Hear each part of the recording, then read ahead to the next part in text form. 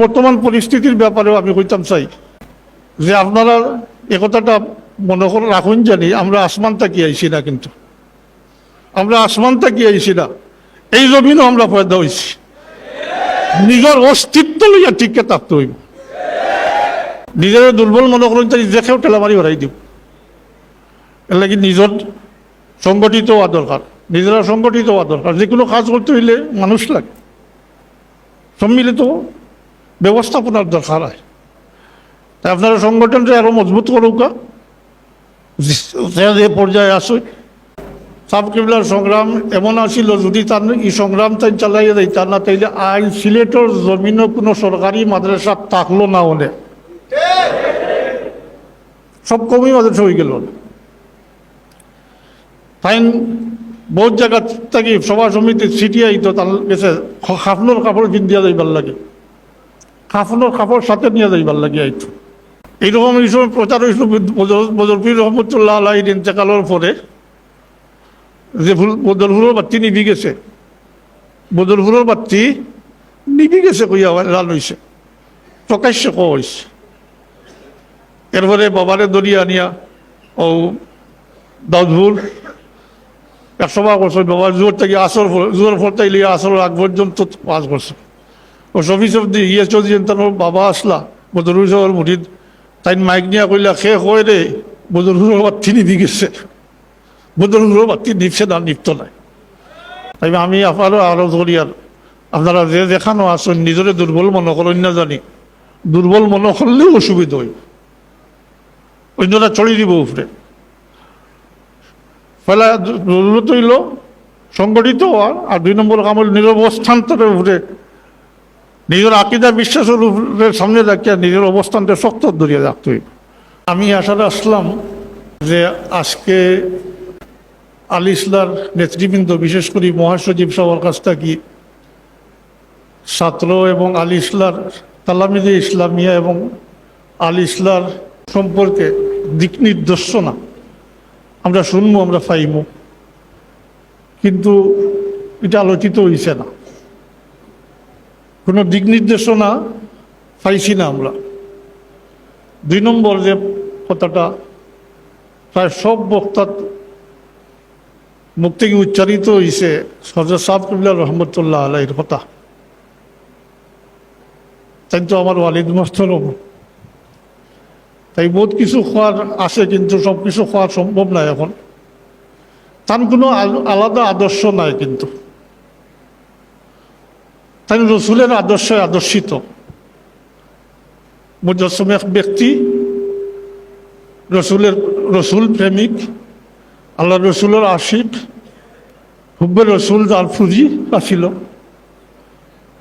তার রাখিয়া যাওয়া সংগঠন আপনারা চালাইন, তালামিদে ইসলামিয়া আল ইসলাম। এটা শরীয়তে মুহাম্মদীর বাইরে কিছু নাই, আলাদা কোনো ইজম নাই।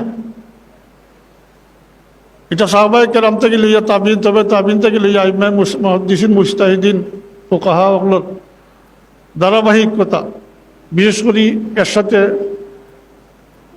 সলফে সালিহিন তরিকতর বুজুর্গগুলোর রাখিয়া যাওয়া খেদমত করতেন। সব দিক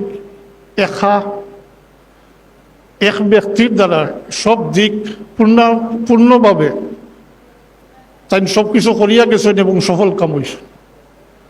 তাই আপনারা রাখিয়া গেছেন তার উত্তরাধিকার হিসাবে। যদি আমানত আপনারা সংরক্ষণ করতে না পারেন, তাহলে এটার লাগে নিজেরা দায়ী হইবা।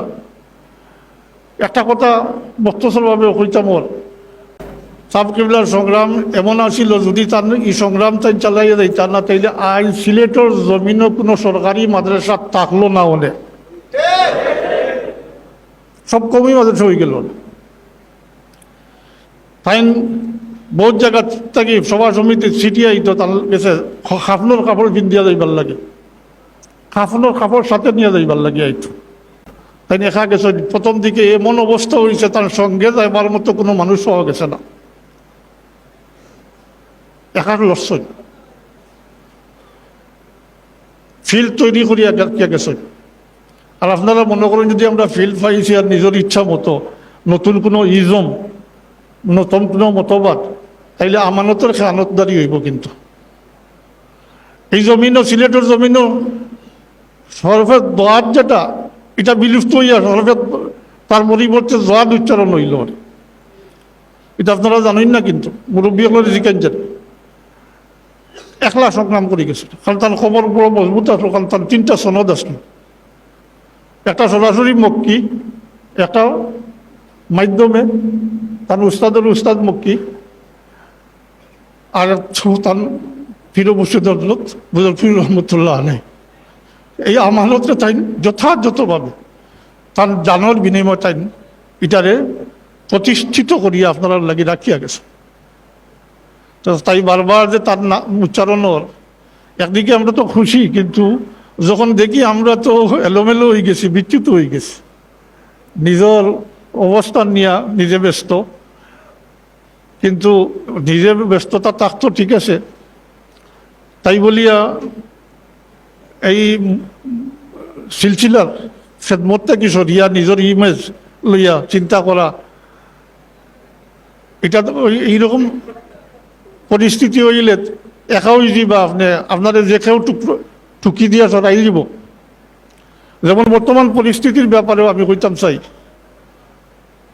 যে আপনারা একথাটা মনে করে রাখুন, জানি আমরা আসমান তাকি আইছি না, কিন্তু আমরা আসমান তাকি আইছি না, এই জমিনও আমরা পয়দা হয়েছি, নিজের অস্তিত্ব লইয়া ঠিককে থাকতে হইব। কারণ দয়ার উঠে নাই আহলে সুন্নতের আকীদা লইয়া, আল্লাহর হাবিবের মহব্বত সাথে লইয়া, বুজুর্গানে কেরাম সিলসিলা ওয়ারির খেদমত আইয়া গেছে, এটাকে সামনে রাখিয়া নিজের অস্তিত্ব লইয়া ঠিককে থাকতে হইব। নিজের দুর্বল মনে করেন তাই যে কেউ ঠেলামারি বাড়াই দিব। এর লাগি নিজের সংগঠিত হওয়া দরকার, নিজেরা সংগঠিত হওয়া দরকার। যে কোনো কাজ করতে হইলে মানুষ লাগে, সম্মিলিত ব্যবস্থাপনার দরকার হয়। তাই আপনারা সংগঠনটা আরো মজবুত করুক, যে পর্যায়ে আসে। আর বিশেষ করে আমি আল ইসলাম নেতৃবৃন্দরে আলোচ করব। আমি তো কমিটির সদস্য না, আমি তো কিছু বেশ কইতাম পারি না তার সম্পর্কে, আর নসিহত করার মতো তো এই যোগ্যতা আমার নাই। তারপরেও সব দল মত নির্বিশেষে প্রত্যেকে যার যারি দলে গুছার, জায়গায় জায়গায় কাউন্সিল করেন, সভা করেন, সমিতি করেন, আপনারা অবস্থানটা গুছাউকা এবং এটা মজবুত করুকা। নিজেদের মাঝে ভুল বুঝাবুঝি করিয়া যদি এটার ক্ষতি করেন, তাইলে এটার লাগি দায়ী থাকবা, নিজেরা দায়ী থাকবা, আপনারা নেতৃবৃন্দ দায়ী থাকবা, পরোক্ষভাবে দায়ী থাকবা। তাই যতটুকু সম্ভব একতাবদ্ধ হইয়া ভবিষ্যৎ যেটা মাজা যেটা গেছে গিয়া এটা লইয়া আলোচনা সমালোচনা করার কোনো যুক্তি আমি দেখি না। আমার ব্যক্তিগত মত হইল আমি কোনো যুক্তি দেখি না। যেটা গেছে কি রাজনীতি হলো গেছে কি সামনে আমরা কি করব, সামনে আমরা কর্মসূচি কিতা অর্থাৎ দেখবো আপনারা ছাত্রগুলো দেখবা কর্মসূচি, আপনারা কাছে পরামর্শ নেব, কারণ আপনারা নিজস্ব কর্মসূচি লইয়া মাঠে থাকুক, নাইলে তো বন্ধুর কাছে আমায় দিতে হইব, সব ছাড়াই দিতে হইব। তাইলে তো আর ফুলতুলি সাহেবের নাম লওয়ার কোনো দরকার নাই। আমার বাবা সম্পর্কে কইলে আমি দীর্ঘ 2-3 ঘন্টা কইতাম পারব, তাই কিতা করছে এই ফিল্ডটাই কিলা তৈরি করি আপনারা লাগি রাখিয়া গেছে। বড় কষ্ট করছে, বড় মেহনত করছে, দিন রাত 24 ঘন্টা, কোনো মানুষ আসলো না। এই মানুষগুলো সংগ্রহ হয়েছে আল্লাহ দিছে।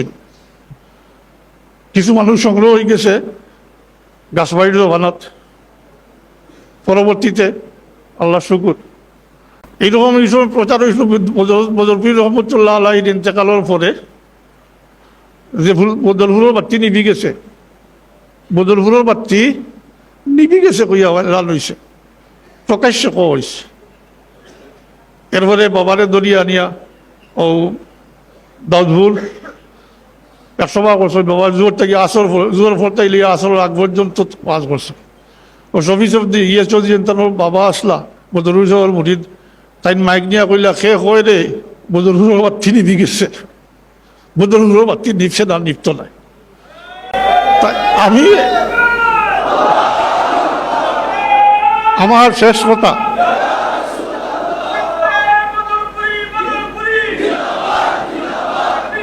বেড়া লাগি দিব আমি আমাদের সময় দৌকা। তাই যদি এই আমানতদারি আমরা রাখতাম পারি না, তাহলে বিচ্ছিন্নভাবে ছাগল ফাল থেকে বিচ্ছিন্ন হইলে শিয়ালের দরে আপনার অবস্থাতেই ঠিক এইভাবে। আমি বারবার অনুরোধ করি আর কথাটা আপনারা নিজের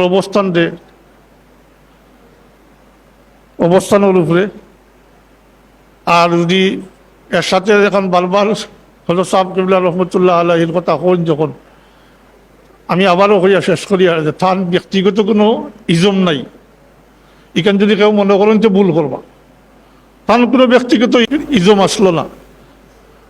তান আবারও হইয়া শব্দটা তাইন আল্লাহ রসুলোর তাকে লইয়া সাহাবায়ে কেরাম হকলোর তরিকারে আকিয়া দর্শন আল্লাহ রবিবল মোহব্বত দিলর মাঝে রাখিয়া জিন্দগি চালাইয়া গেছেন, খাম চালাইয়া গেছেন। আর এই আল্লাহ রবিবর আশিক হিসাবে স্বীকৃতি পাইয়া দুনিয়াতে বিদায় হয়েছেন। একটা কথা মনে রাখবা, কোনো আমানত করার গেছে থাকলে এই আমানত যায় করলে ক্ষতি করলে এটার লাগি জবাবদিহি করতে হয়। কিন্তু তাই আমি আবারও আরো করি আর আপনারা যে দেখানো আসেন নিজের দুর্বল মনে করেন না জানি, দুর্বল মনে করলেও অসুবিধা হয়, অন্যরা ছড়িয়ে দিব উপরে। ফলে জরুরত হইল সংগঠিত হওয়ার, আর 2 নম্বর কাম হল নিজের অবস্থান্তরের উপরে, নিজের আকিদা বিশ্বাসের উপরে সামনে রাখিয়া নিজের অবস্থানটা শক্ত ধরিয়া রাখতে হইল। তাহলে ইনশাআল্লাহ আজিজ যাক বাতাস হোক আর যে অবস্থা হোক এটা খাটিয়ে উঠতে পারবা, নাইলে বিচ্ছিন্ন যদি চাইলে ওগুলা যেটা ওইবার যেটা ঘটবার ওটা ঘটবো। আমি যেহেতু রাজনীতি করি না, এর লাগি রাজনৈতিক বক্তব্য আমি তো জানিও না, আমার দিল যেখানে আইসে আর একটাই প্রস্তুত নাই, আমি ও কথাটা কইলাম। আর মাথাতে গিয়া শেষ কথা হইল, মাথাতে গিয়ে অতীতে দাঁড়িয়ে ফেলাই দোকা, ভবিষ্যৎ কিতা করবা, ভবিষ্যতের কর্মসূচি নিয়ে আগুকা, প্ল্যান প্রোগ্রাম করিয়ে ভবিষ্যতের লাগে, যেটা গেছে কি গেছে কি, এটার লইয়া চিন্তা করিয়া লাভ নাই।